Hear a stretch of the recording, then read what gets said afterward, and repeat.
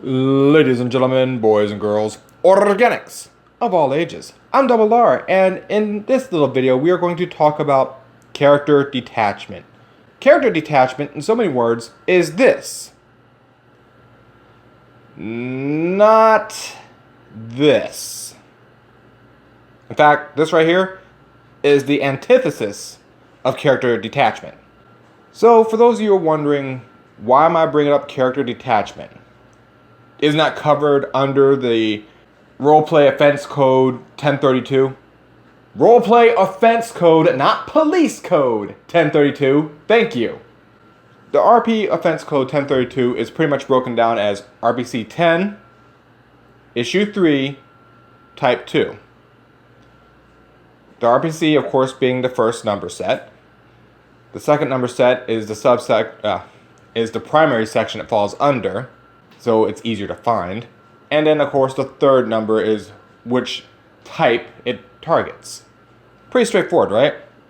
So, RP Offense Code 1032 is RPC 10, Issue 3, because that's the overarching set, and it's directed more so to Type 2. Got it? Good.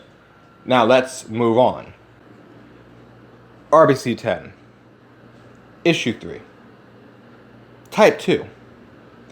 These things seem to have come up a lot recently in not only Season 3, but in Season 2, Season 1, and on my other channel, where I go over this in different points.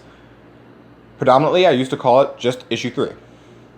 But I spread it out to Type 2 and RPC 10 for obvious reasons. But there's an underlying reason for this, so let's talk about it. Okay, let's talk about character detachment a little bit more precisely. There is line item number 1 we need to talk about, and line item number 2. Don't worry, when we go over it, it will be on screen a lot longer so you can read and enjoy reading it. So let's talk about line item number 1 first. Aging up a character because you want to do lewd. There are a couple caveats to this outright. Bar none, hands down.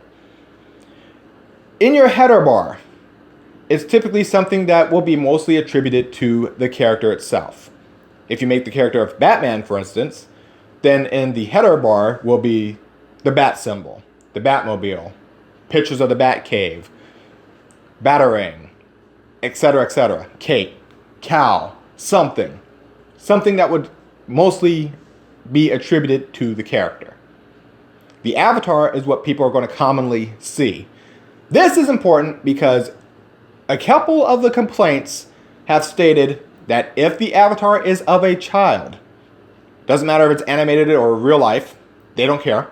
If it's of a child, you're looting a child character in general. Thus, comes off kind of creepy. And hands down, bar none, 100%. I agree. It does come off kind of creepy. And not just for the writer, but for the writer's partner. Because remember, it takes two to tango at least. So keep that in mind.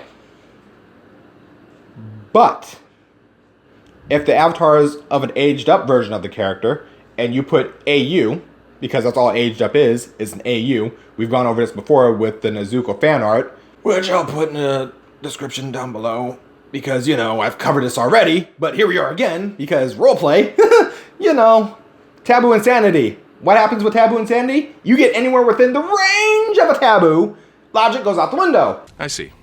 Could you make me a cup of tea, please, Stephanie?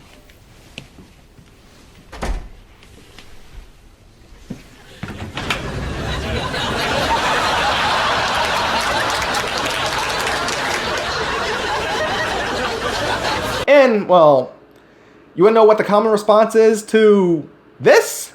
To aging up a character for lewd? The common response is... Oh, no. Please, lady, you don't understand. You don't know what you're doing here. In fact, even thinking of doing it means you're a pedophile. In fact, the fact you had to ask the question means you're a pedophile. Those are the general responses. Those are 3. A whole bunch of nope. Don't do it. Nope. Quote 2 would be, you're a pedo for even thinking it. And quote 3 is, if you have to ask, then it's a no. Can I have this chocolate bar? Well, I had to ask for it. It's my chocolate bar. But apparently, because I asked my wife, my kids, or whoever, if I can go ahead and just eat it, if I can have it, and apparently not. So I'm just going to go ahead and chop it up and send it on its way. There we go. That's fun. You see the problem with that, right? When it comes to aging up a character, it is straight up AU. Hell, even I did that with Donatello. He's a Teenage Mutant Ninja Turtle. To keep to the theme of teenage, I put him at 19. 19. Not 21, not 13, not 16, 19. Why? Because 1, he's old enough to do things. 2, he's old enough to do things. You get both sides of that. 3, he's old enough to do things. As in make machines in this case. So yeah, in all cases, he's old enough to do things short of getting drunk. But I'm not going to de-age him so people have a 16-year-old Donnie running around.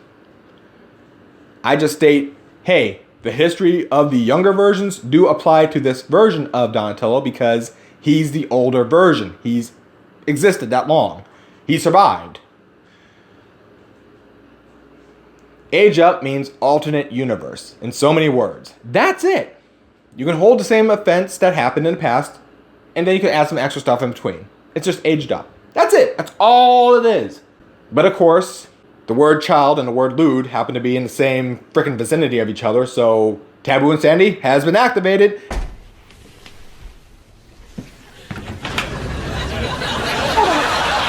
That's problem 1.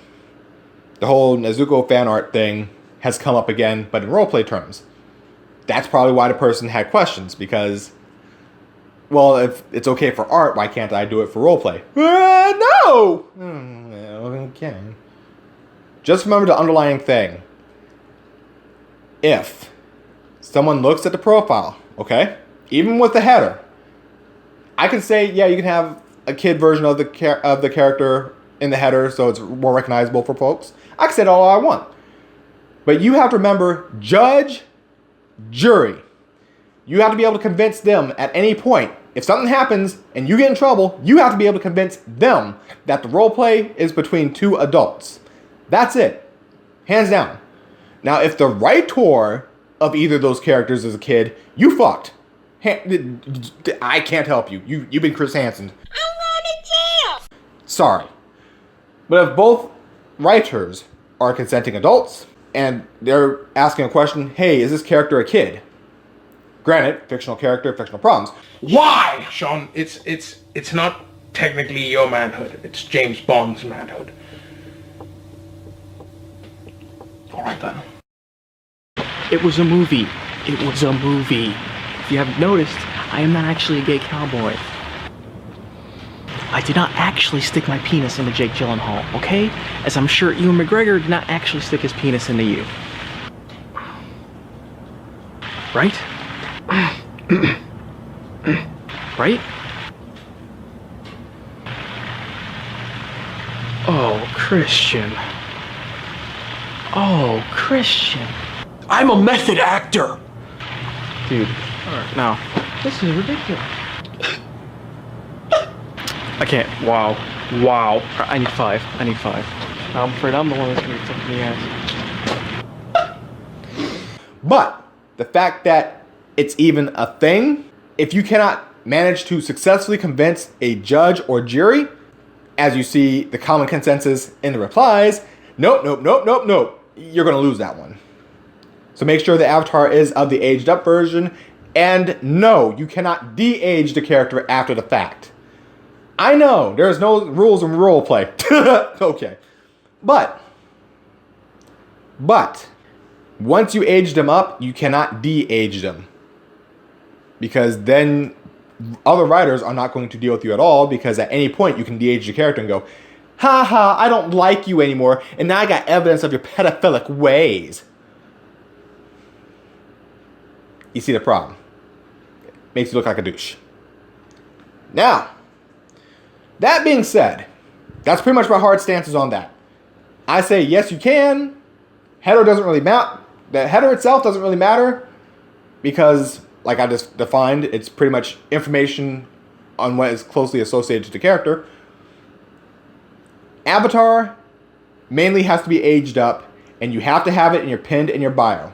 You have to have it, hands down. You have to have that. You put it as either aged up or AU. It has to be there.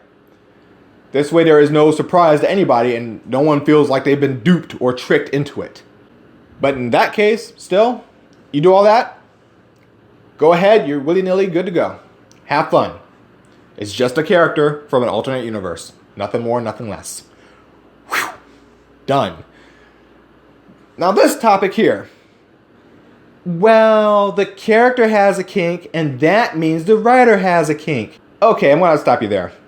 Holding, offsides, traveling, illegal stupidity on the field. I'm gonna need you to stop right there. Pump the brakes. Why do I say this? Why do I say illegal stupidity on the field? Well, as you see on screen, it does say taboo insanity. You have entered the realm of it. Now, taboo insanity doesn't just straight up mean a straight up taboo, like kids and lewd, like our first example.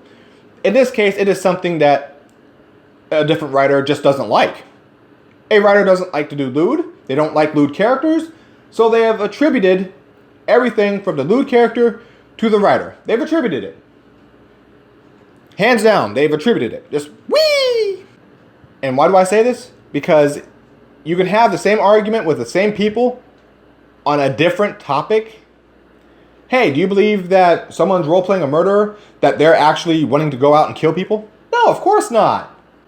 But when it comes to lewd, they go, yeah, totally agree. The kinks the character has, totally the kinks of the writer. Kind of a problem here. But it shows that you have a bias towards the lewd section. This has been seen time and time again in roleplay. Canon don't interact with OCs because the OCs come off of being overpowered. Even though they may have obvious weak spots, nah, you would have to read the bio to figure that out. You would have to read context clues to figure that out. And who the fuck has time to read in a text-based roleplay? For fuck's sake, people, you're making this hard for me. If you're not from that group, you look at it as the demonized version.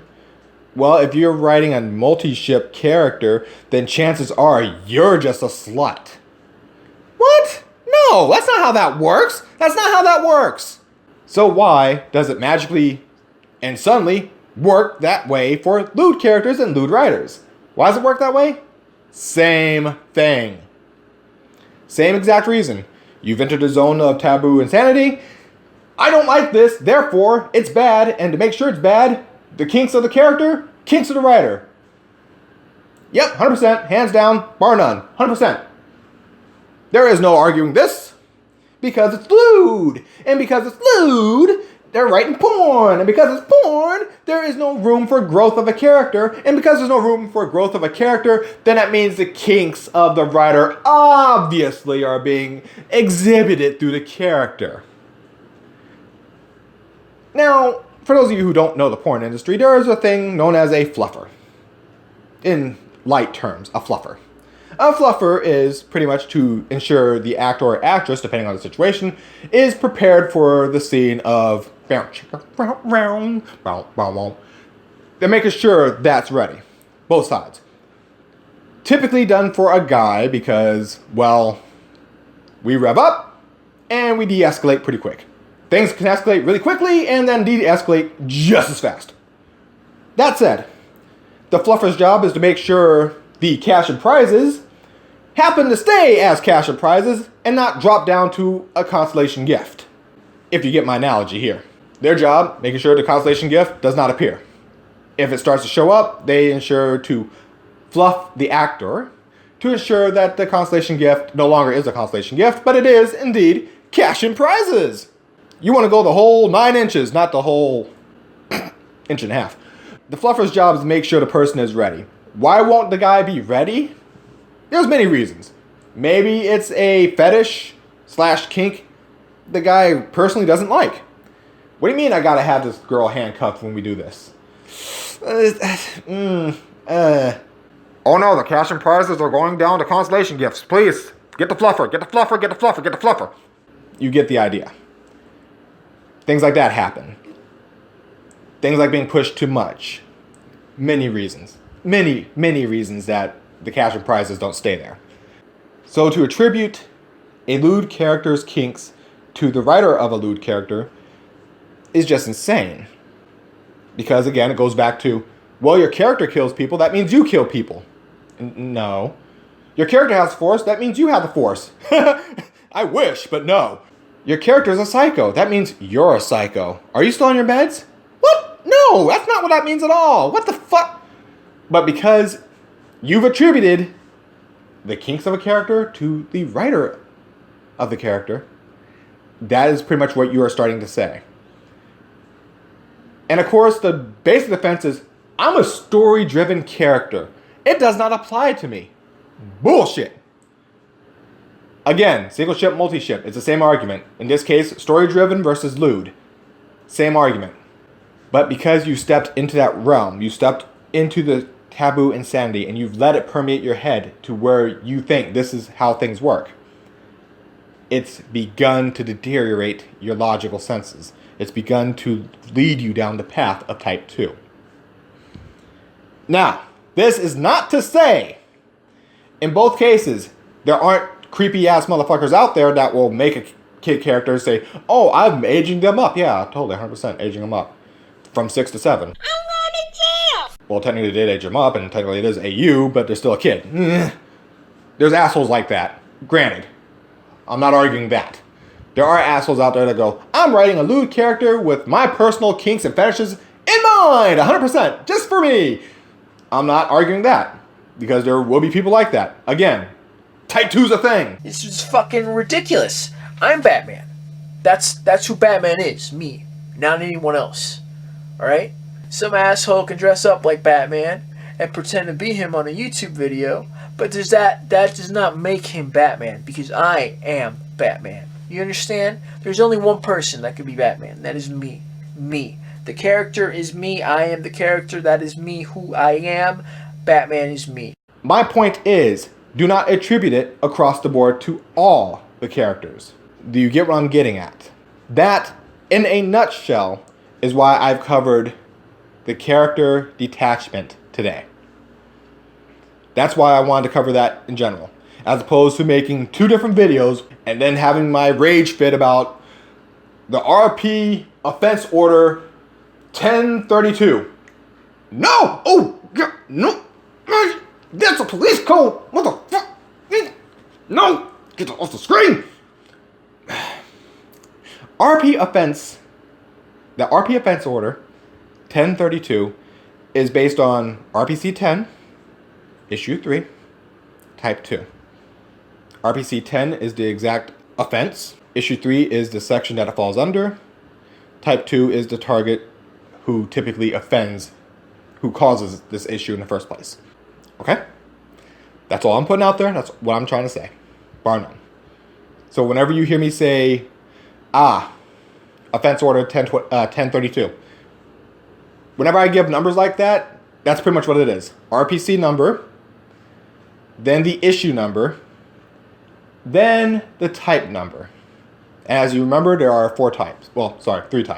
There's the puppeteering, there's type 2, which is, I believe I am my character for some strange asinine reason, and type 3, which is typically in character does not mean out of character. You get it? So last number is always going to be 1, 2, or 3. The first number will be the RPC number. So yeah, you can literally have an RPC and a type come up. You will never have an offense of 1033. You can't have an offense of 1033 because type 3 already complies with RPC 10. They coincide with each other. They can't offend each other there. But let's not worry about all that. Let's just get done with the situation at hand. That is why we have covered this whole character detachment. So for summary, character detachment, in so many words, again, like I did earlier on, character detachment is this here. And it is not that. That there is the antithesis, the complete opposite, the antonym of what character detachment is. So I'm Double R, I'm out. Y'all have a good day. Role players, role play on. Or players play out. For the rest of you who may not be role players who have come across this video for some strange mystical reason, thank you. If you like what you see here, you like what you hear. If you don't, then I'm not gonna hold you to it. Anyway, on Double R, I'm out. Y'all have a good day.